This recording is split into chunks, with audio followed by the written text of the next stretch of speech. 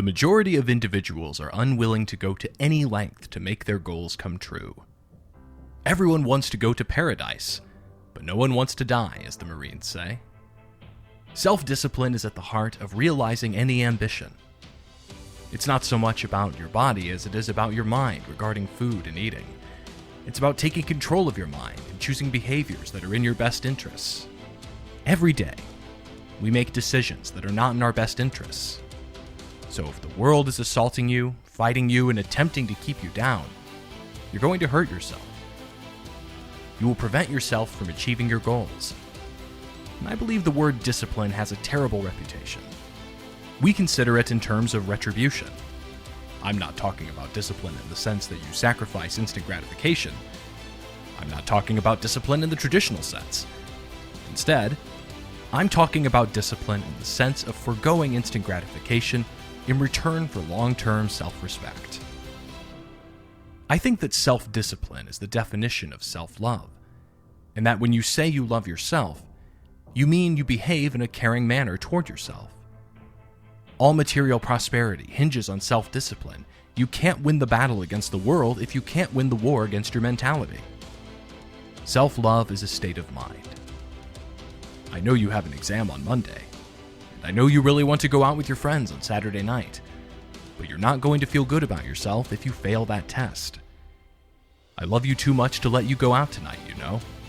Self-discipline is synonymous with self-love. And if you want to be happy, you must love yourself. That implies you must be disciplined in your actions. We often base our self-esteem on what other people believe, which isn't true self-esteem. Self-esteem is supposed to be how we feel about ourselves. It is hazardous to let other people decide how you feel about yourself. It's like gazing into a shattered mirror. You're going to stare into a broken mirror and then change your face to attempt to appear nice in this defiled, smashed, broken mirror, and it's just other people's opinions. There's a method to decide how we feel about ourselves. It doesn't matter whose fault it is if it's your job to fix it. It would not be someone's fault if their parents were abusive. Still, they unquestionably must figure out what they're going to do about it. It's not your fault if your partner betrayed and wrecked your marriage. Still, it is undeniably your duty to figure out how to deal with the grief, overcome it, and create a happy life for yourself. When something is someone's fault, we want them to suffer, be punished, pay, and make reparations. But that's not how it works, especially when it comes to your heart, your life, and your happiness. As long as we're pointing fingers and arguing about who's to blame, we're locked in victim mode. And while you're stuck in victim mode, you're stuck in pain.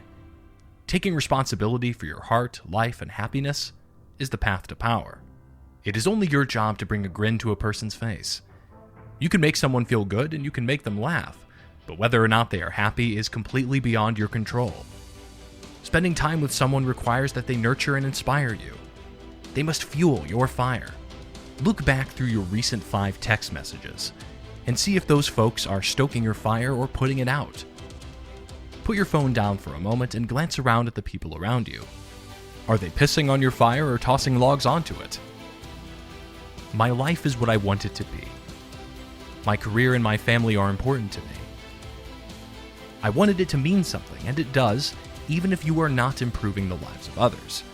You're wasting your efforts since the distinction between talent and competence is one of the most misunderstood ideas for those who want to succeed. Who has ambitions and a desire to achieve their goals? Natural talent can only be developed by hours and hours of practice. You don't attempt to construct a wall. You don't declare, "I'm the best wall that's ever been built." And you certainly don't begin there.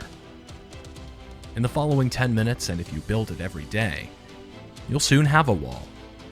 And I believe that psychologically, that provides me an advantage over a lot of individuals with whom I've competed in various scenarios.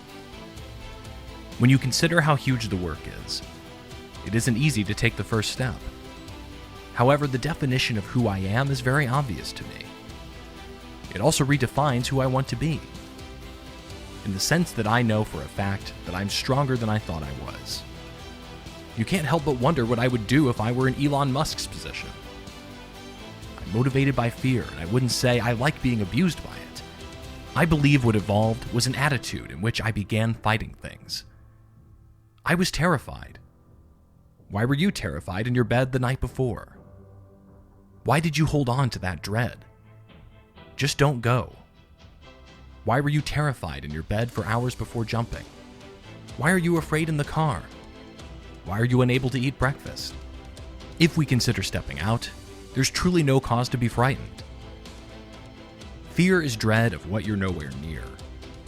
It simply wrecks your day because you don't have to leap. Then the most beautiful experience of your life occurs at the time where you should be scared. And God places the finest things in life on the other side of dread.